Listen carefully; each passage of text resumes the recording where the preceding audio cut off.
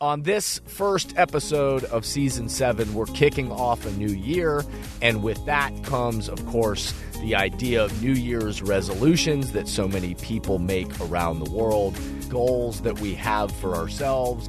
We're turning over a new leaf, we're starting something fresh, the slate is wiped clean, a new canvas is ready to be painted. But I'm going to make a new invite for you, and that is to not just think about all the things you're going to do, but to first start your year with who it is that you want to be.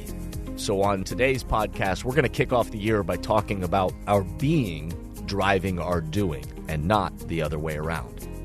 Welcome back to The Thermostat with Jason Barger. If you're currently on a commute, a walk, or just a micro break in your day, glad you're making time to step back, to think, and to reflect on the next steps on your journey. I've never been more convinced the best leaders and team cultures in the world are the ones that make time to step back, breathe in good oxygen, and calibrate their thermostat. I hope today's conversation leaves you feeling grounded and inspired. Now let's dive into today's topic to engage our minds and hearts in order to authentically lead and create compelling cultures wherever we are in the world.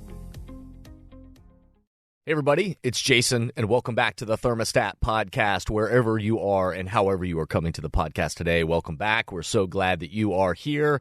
We are kicking off Season 7 of the podcast. Hard to believe, but Season 7 today. We're well over 150 episodes now.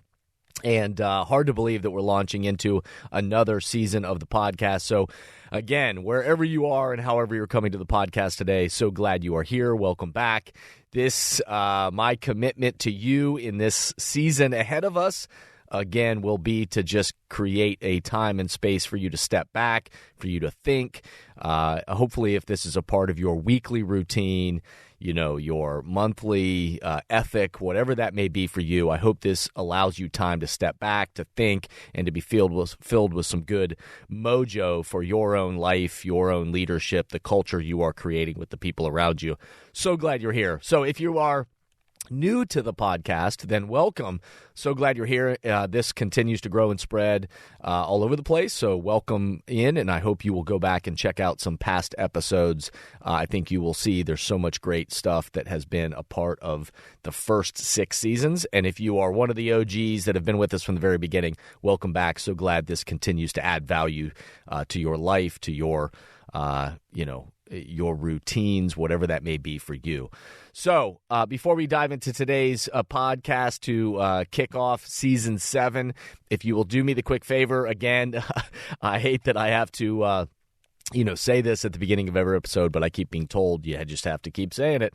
If you will subscribe to the podcast, if you will rate the podcast 5 stars, of course, that is the way that the algorithms work so people can find the podcast more easily.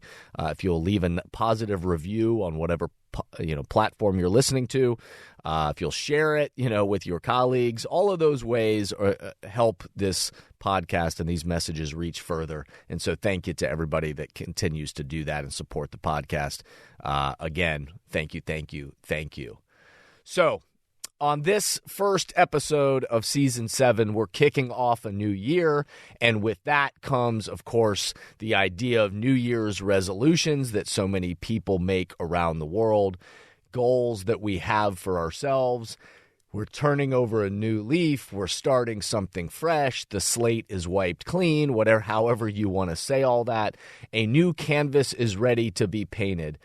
But I'm going to make a new invite for you, and that is that to not just think about all the things you're going to do, but to first start your year with who it is that you want to be. So on today's podcast, we're going to kick off the year by talking about our being driving our doing. Our being driving our doing, and not the other way around. But first, let's pause for a second, take a quick break, and we'll be right back. But before we start into today's podcast, let's pause, take a quick break, and we'll be right back. Many teams and organizations right now are realizing that they need to do both. They need to engage the minds and hearts of their people in person, where everyone in the room can experience the energy of congregating together and find clarity for the road ahead. And they also need to continue to find ways to engage the minds and hearts of their people virtually with those who are working remotely or at a distance. So, if you are in the process of planning your next team meeting, company all-hands event, conference or culture summit, and are looking for support with a powerful keynote speech, facilitated team conversations that are the currency for change, or deeper development on leadership mindset and an intentional strategy for the culture you're trying to create, I hope you'll contact us at jasonvbarger.com, jasonvbarger.com. It is my privilege and our honor to partner with great people to provide support in these areas. We want to breathe oxygen into your leaders and throughout your organization so you can set the temperature you want for your culture. We look forward to connecting with you soon. I hope you'll contact us at jasonvbarger.com, jasonvbarger.com. It is my privilege and our honor to partner with great people to provide support in these areas. We want to breathe oxygen into your leaders and throughout your organization so you can set the temperature you want for your culture. We look forward to connecting with you soon. All right, welcome back. We are in episode 1 of season 7. We're starting a new year. Again, the slate is clean. The canvas is ready to be painted, whatever your year ahead looks like. And we know that commonly every year we have this same experience where people race into January each year with their new, resolutions or goals for the year ahead and all the things that they say they're going to do or they're going to accomplish, they're going to hold out. Oftentimes it's, their own fitness and diet and goals they have for themselves, new habits they're hoping to form. And, oftentimes the focus of these New Year's resolutions are all these things they're going to do. You're going to work out more, you're going to drink less, you're going to quit eating junk food, you're going to travel more, you're going to make more sales, et cetera, et cetera, et cetera.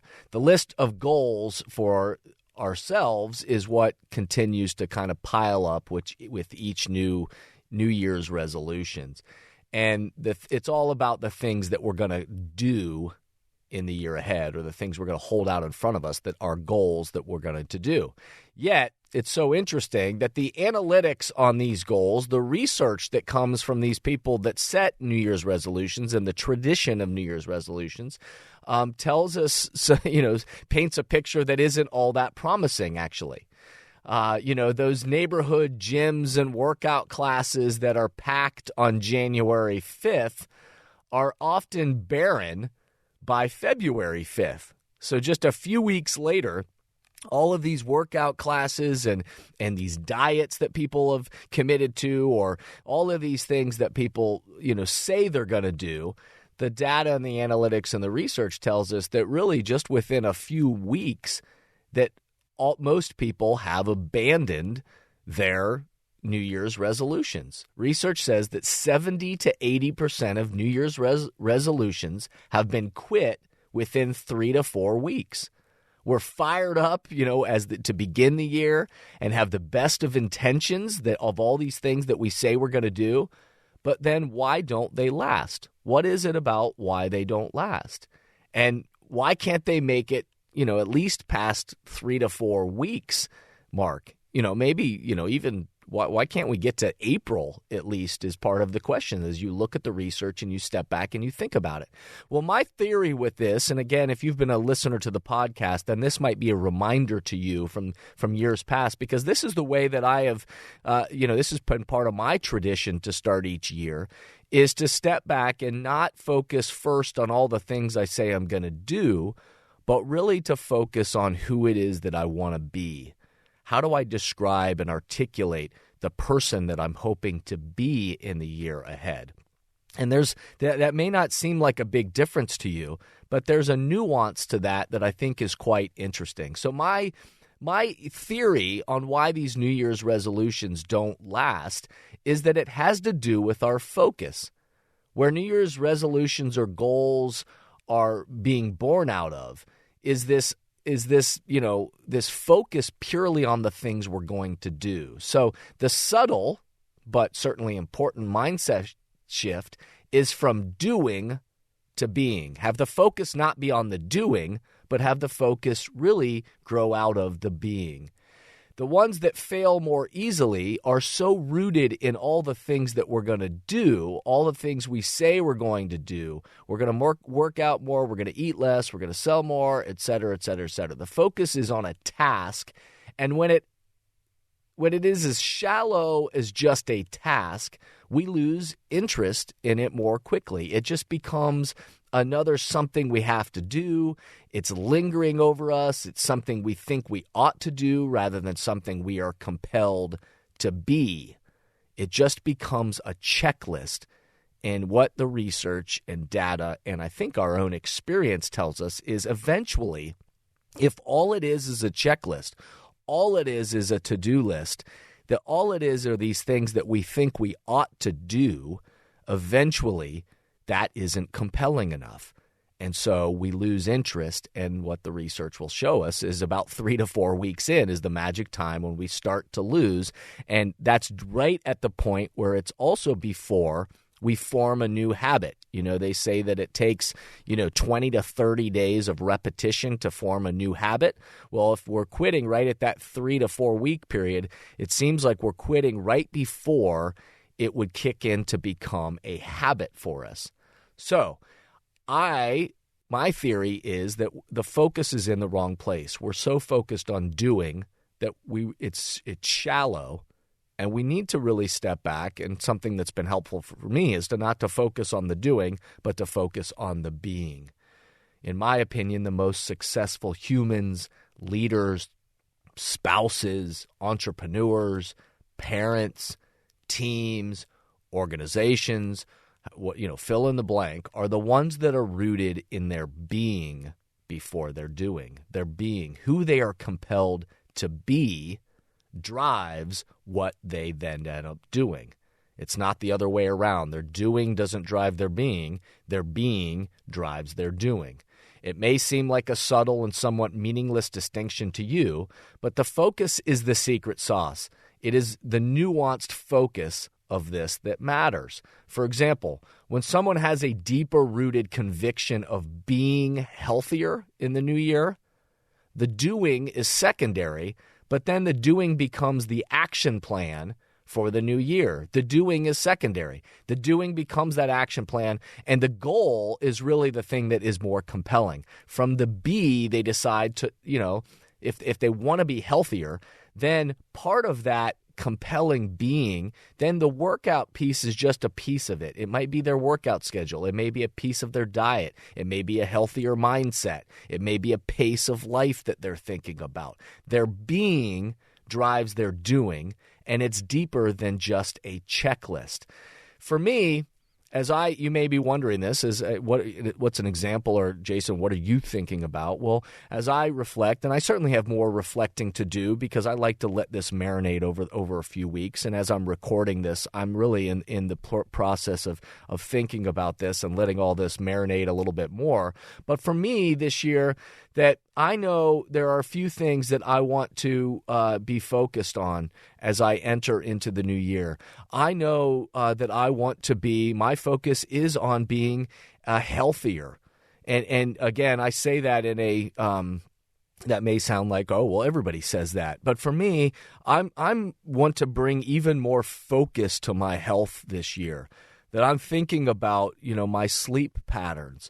I'm thinking about as my body continues to move into a new phase of my life, where, hard pounding on my joints, isn't exactly all that attractive to me anymore. But yet I know the importance of working out and stretching and also to not lose a sense of cardio in workouts.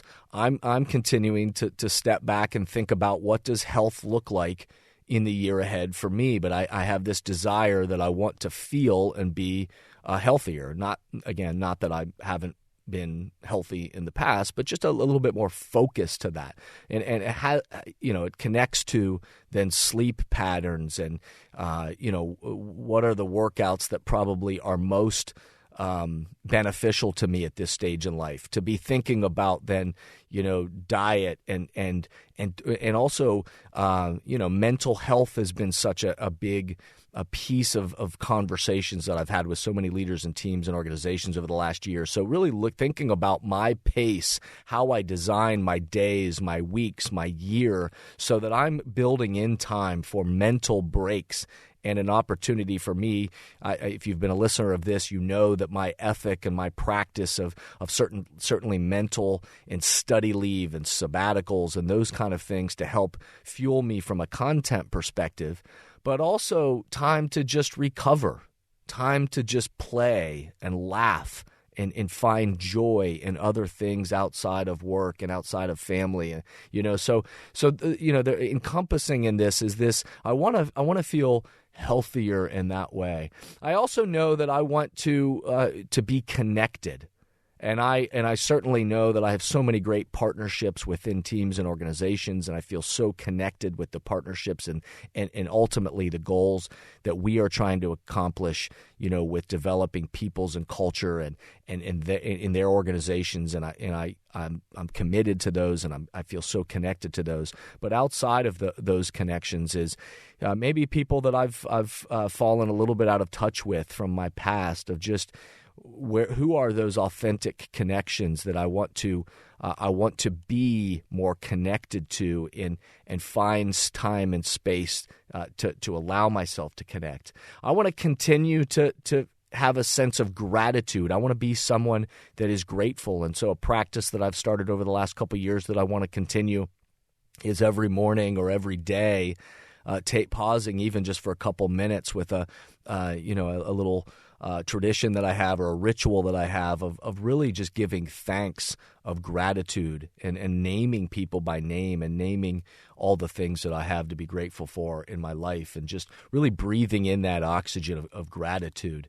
And also I want to continue to be courageous to challenge myself to continue to grow individually, my own emotional and spiritual growth, of course, but also to grow professionally, continue to challenge myself to be courageous, to learn and to share, and continue to hopefully continue to provide experiences and support that engages the minds and hearts of people. So those are some of the ways in which I'm hoping to be in the year ahead, and I'm really. As I reflect over this over the next couple of weeks even more, I really know, and I'm encouraged, and I'm focused on letting my being drive my doing rather than my doing drive my being. So some questions that I'll leave you with, as always, to ponder is that who do you want to be in the year ahead? Who is it? How do you describe the being, who you want to be in the year ahead? Then what will you do becomes your strategy. Based on your being, what is the strategy for then what are some of those goals of what you want to do in order to be that which you feel like you want? And set mile markers, put a time element to this beyond just 21 days to create these habits. So if this is who you want to be in the year ahead, what are some mile markers along the year of things you want to do in order to anchor that being so that it becomes more real and can create those kind of habits for you? So remember, before you could just rush out into a new year and all these things you start doing like a checklist, I hope that the more compelling element of this is the purpose behind those actions, and let your being drive your doing. So I hope you'll continue to listen into Season 7. We've got so many great episodes coming up, and I hope you'll let your being drive your doing. Remember, the best leaders, teams, and organizations on the planet, they continue to calibrate their thermostat to set the temperature for who they're hoping to be in the world, not just what it is they're going to do. They let their being drive their doing, and then they stay committed to breathing oxygen into themselves and to the people around them so that they can navigate the path ahead. Thank you for listening to today's podcast, and I hope the messages and questions stimulate positive change along your path. As always, if these messages resonate with you and add value to your life, I hope you'll help amplify them throughout the world. Please rate, comment, and share on whatever podcast or social media platform you're using. And share this podcast with the people in your life or work who should be part of these conversations. That way, this spirit does, in fact, spread. If these messages or developing leaders and culture would be helpful to you and your organization, please contact us at jasonvbarger.com, jasonvbarger.com. And remember, we are all ambassadors for the culture we want to create in our life and work. We have to own the vision we want to be a part of. The future of leadership is you, is me, is us. Be a thermostat.